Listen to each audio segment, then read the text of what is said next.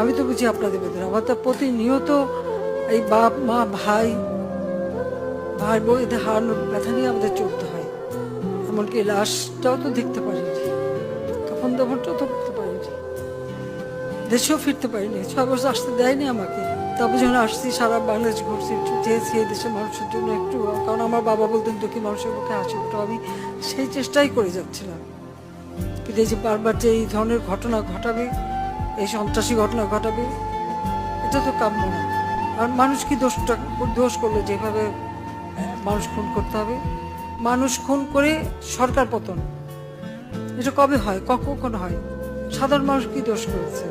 আমি আসলে আপনাদেরকে আমি কি বলে সান্ত্বনা দেবো? আমি একটু বলবো যে আমি আমি আপনাদের মতনই একজন বাবা মা ভাই হারানো সেই এতিম। কাজে আপনাদের কষ্ট আমি বুঝি, আমি আছি আপনাদের জন্য, আপনাদের পাশে।